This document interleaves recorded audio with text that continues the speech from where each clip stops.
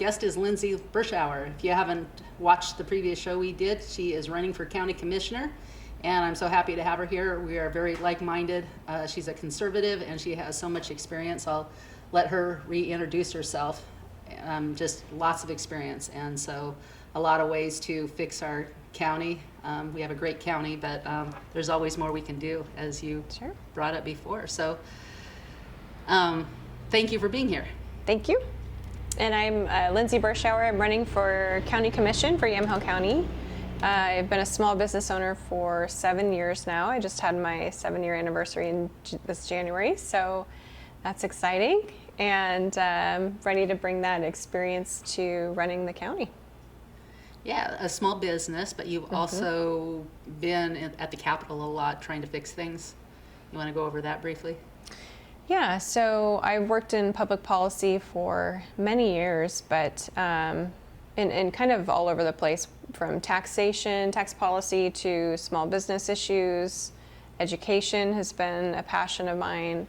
And lately it's been cap and trade, the cap and trade proposal. We've been pushing back pretty hard on that because we believe that carbon taxes and taxing Oregonians more for their gas and their utility bills is not the way to fix the environment. There's better ways to do that don't involve taxing everyday Oregonians. So. Yeah, and we're going to be talking about that today. So you've been right in the middle of that, totally involved. Wow. Well, thank you for your work, because it sounds like a nightmare if that thing passes. And unfortunately, we have a liberal House, Senate, and governorship, so it doesn't look good. Yeah, and Timber Unity has really been the group that came together after last year's proposal, cap and trade proposal, and they came together really in response to that. And they're terrified that they're going to lose their way of life and lose jobs in rural communities that we know those communities depend on those jobs. So they came together very quickly last June. There is now over 70,000 of them statewide that we've counted in terms of Timber Unity members.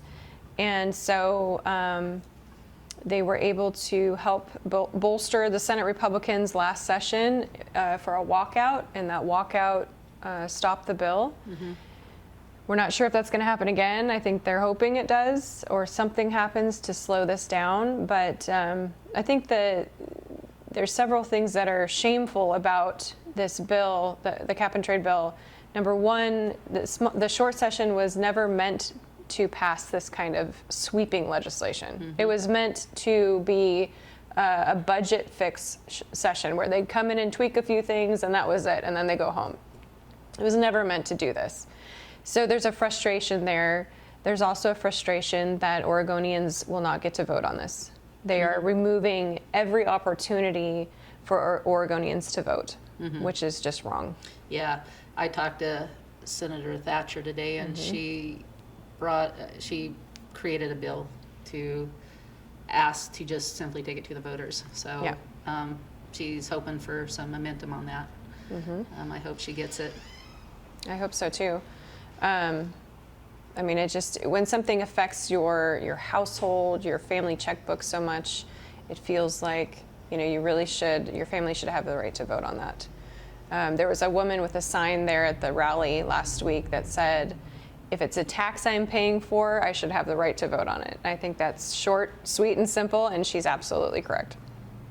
Yeah. I mean, isn't that the law? Isn't that the way it's our Constitution?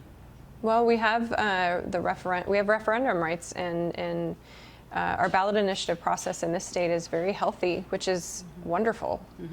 And that works both ways, but it's a wonderful thing for Oregon voters to have. And when you see the legislature step in and try and circumvent that, it's very frustrating. Right.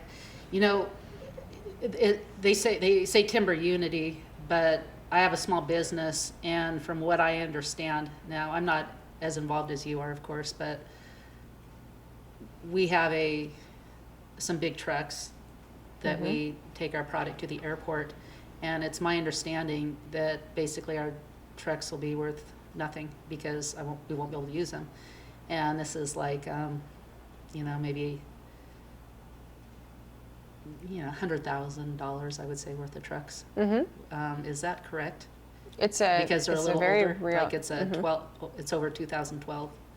Yeah, it's a real fear, especially for small businesses, because they do tend to have older trucks. You buy these trucks off of auction or whatever used, and so paying to upgrade equipment is just not feasible for a lot of these businesses. And the structure of having a tax credit in order to do that, well, you have to wait 14 months to get your tax credit, so there's a huge upfront investment. A lot of people just can't afford that, so it will directly impact those small businesses. I know Angelita Sanchez, she's a Timber Unity board member.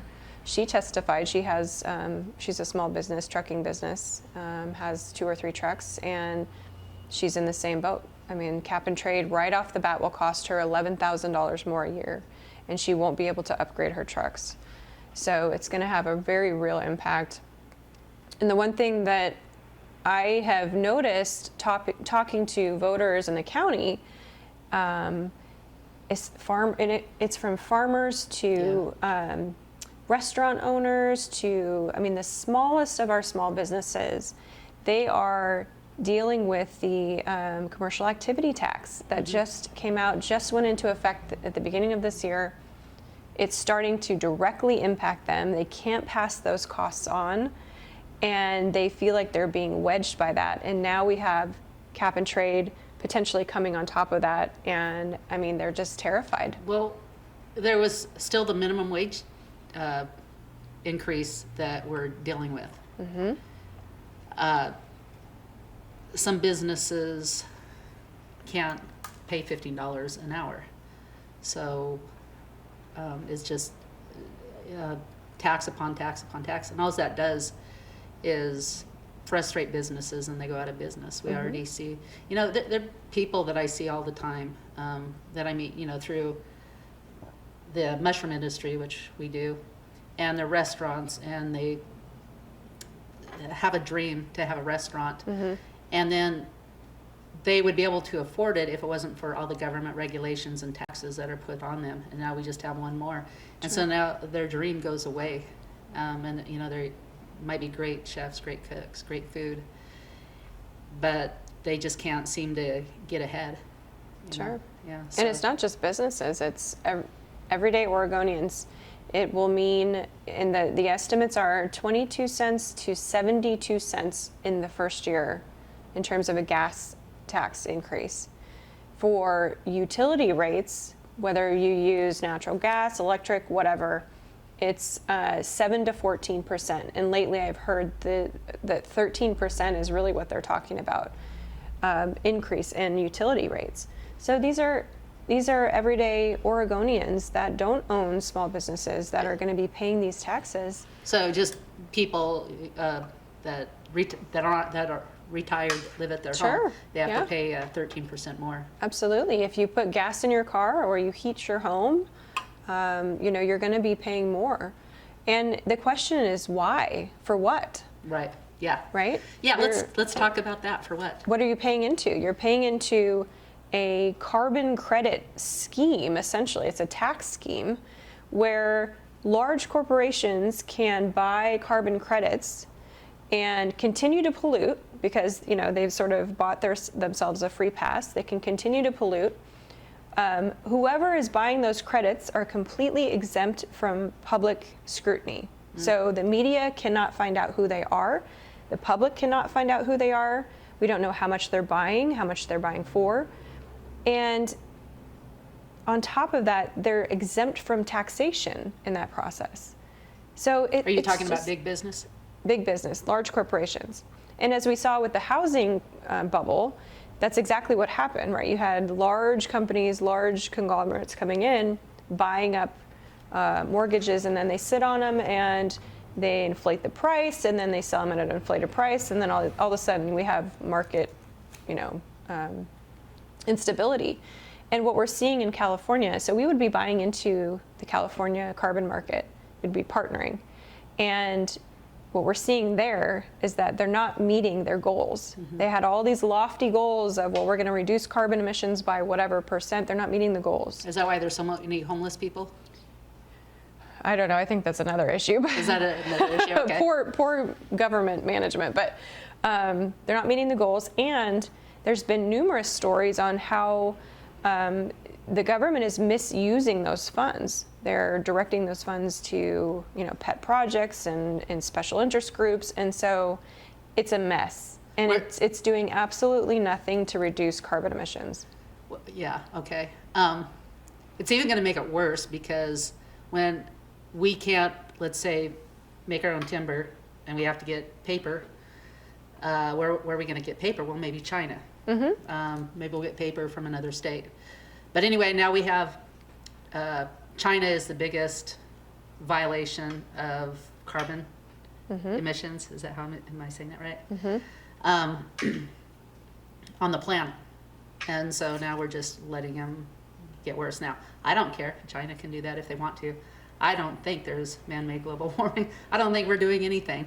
And I even understand that if we did everything we possibly could, we wouldn't even see the results for like 140 years or something like that. So. Yeah, Oregon itself is, I think, the 5th lowest emitter of carbon nationwide, just in our nation. Yeah, I mean, so we're overall, worldwide, we're nothing. So we're super clean. Super clean. Yeah. Well, we have carbon-eating machines all over. They're called trees. So. Yeah, right. The trees. Yeah. So that's why, that's why this is so controversial. It is a carbon tax scheme that will have absolutely no impact on the environment. Yeah. It's just a tax. Where are they saying the money's going to? They're saying the money is going to be reinvested into green jobs, which, we've seen has never come to fruition here in Oregon. And, really it's going to go to their special interest groups and be spent on growing the size of government because they need another government agency to oversee all of this stuff. So that's really what they're after.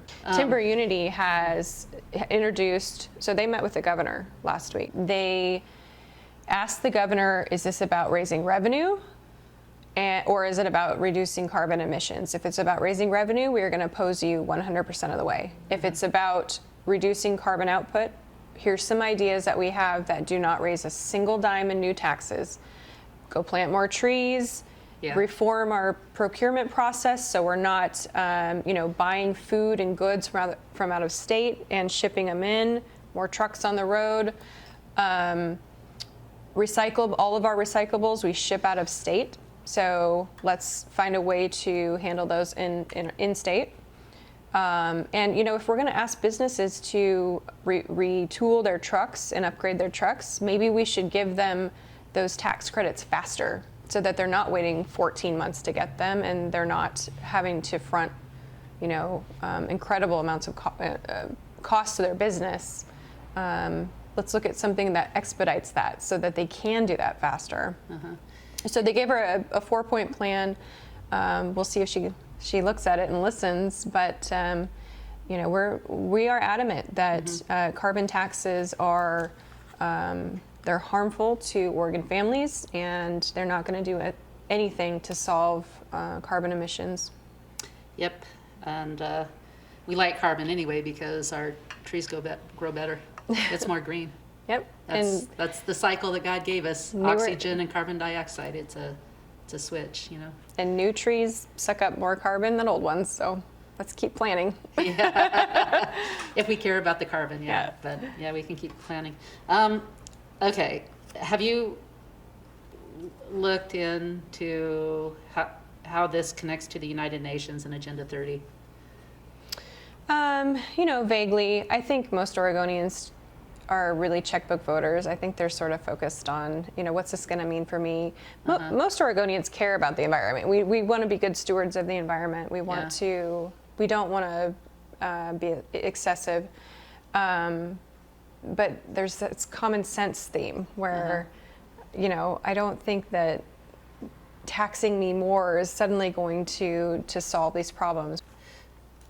So it's a big web, and I know not everybody can touch every base, but for quite a while, I was really looking more into the United Nations, and at that time it was Agenda 21. And it's just a big web of control.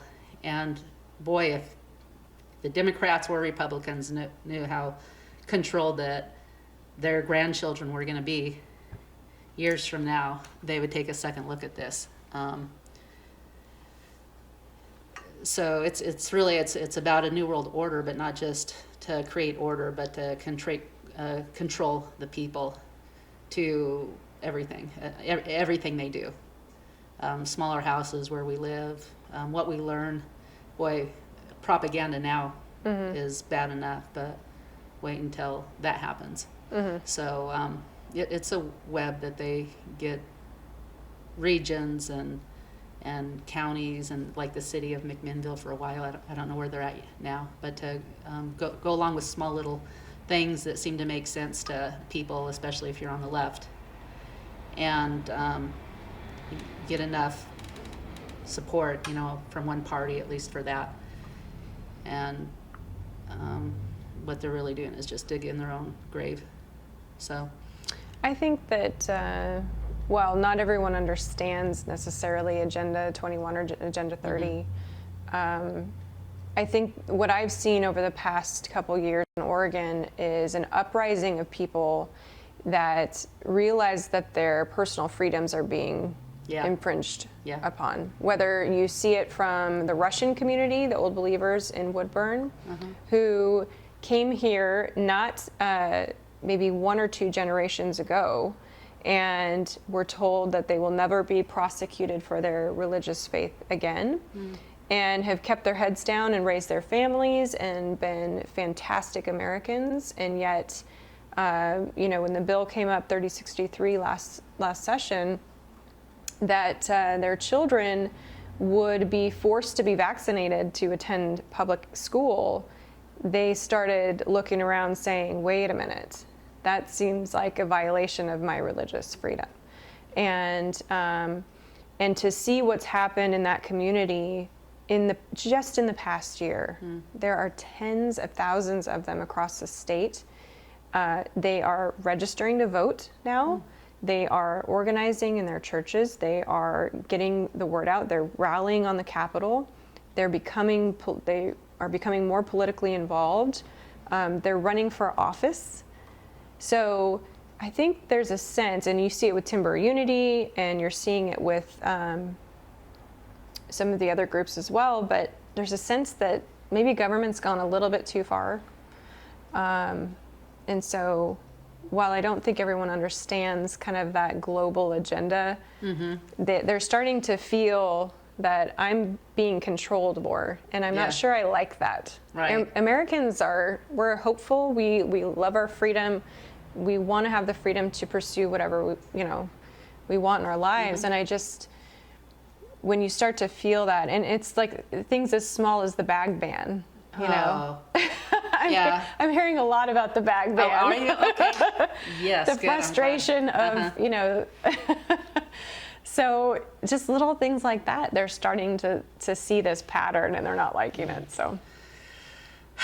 Yeah. Okay, so with the little time we have now, what else are you hearing on the campaign trail?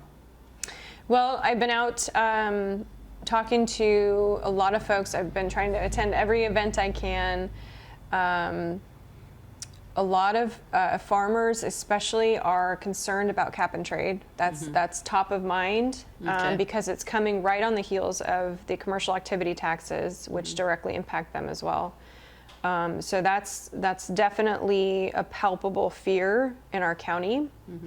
We have, I think, almost 50% of our county is farm. A third of our county is commercial timber. So this is a big deal for our county. I'm hearing a lot of that. Also, just kind of a general fear. A lot of folks are watching Metro, and they're watching from transportation taxes to light rail to the housing taxes to the homeless. Now there's a new homeless tax. A homeless tax. It's a tax to help alleviate homelessness, coming from not only from Metro but from the state. And so they're watching that going, oh my goodness, I hope that doesn't come into Yamhill County. You know, if they want to alleviate homelessness, what they can do is they can lighten up on the real estate, control. You can have, Or land use. Mm-hmm. Yeah, the land use. Yeah, open up. Let people open up their upstairs, or let them build, a little shack, in their property, so they can charge, $300, $400, or $500, so somebody can stay there. That's going to help homelessness. Yeah. Just lighten up on the regulations, but Yeah. instead that's what government does. They just tax more. Well, we got a problem. Let's tax more. Mm-hmm. So hearing a lot of that. I attended the Provoking Hope dinner this weekend. That was just really wonderful, the work they're doing for recovery groups and folks throughout the county. So excited to keep pushing through the Recovery High School. That's a passion of mine, to hopefully in the next 3 to 4 years have a Recovery High School here in the county, which would be a sober living high school for teens who are suffering from addiction. I am someone who believes that addiction is a medical issue, is not a moral choice. So I think that the more we can integrate trauma and addiction services with our youth, the better off we're going to be, because then they don't wind up in our healthcare system and our jail system. So I'm excited to see that come to fruition as well. But I've just been having a lot of fun. I enjoy meeting new people and hearing about their life experiences and where they think the county is going. And there was a town hall last night about the home rule charter, which is also intertwined with the proposal for 5 commissioners. And I think that issue is starting to kind of shake itself out, where people are starting to say, well, we're not really sure we need 5 commissioners. It's an added expense, and we're already starting to see that the county is may not be able to handle that going forward in terms of sustaining two more commissioners. So we'll see how that shakes out. It's kind of early in the process, but we're about to go into budget negotiations here at the end of April. So I'll know more as to where we're at the end of April. But I continue to believe that we don't need 2 more commissioners. We don't need 2 more politicians sitting up there. That we have bigger priorities in this county. Yeah. Well, what that makes me think of is that extra session for at the state that we voted on for an emergency, and then all of a sudden you just open up a can of worms, and now we're dealing with another cap and trade tax and everything else. So less government, 3 commissioners sound fine with me. Yep. Priority-based government. Yeah. Well, it's really nice that we could and very well will have a county commissioner that has done so much work at the Capitol to try to keep our freedoms, and how these things work, and you have a lot of experience. So sounds like you have a great vision, for the youth and everything else we're dealing with. And so thank you. Thank you. And I look forward to having you back. And remember, May, vote in the primary in May. As far as we know right now, there's only 2 people running, which means that the one who takes 50% plus one more gets to go home the winner. And we really need all conservative-minded people and everybody who supports Lindsay, no matter where you're at. Maybe you just like her, you think she's honest and has integrity, and you'd be right on that. So we need you to vote in May, because there's a Democrat race, and we might, that might cause more Democrats to come out and vote, for a more liberal candidate, and we don't want that. So no matter what, vote in May.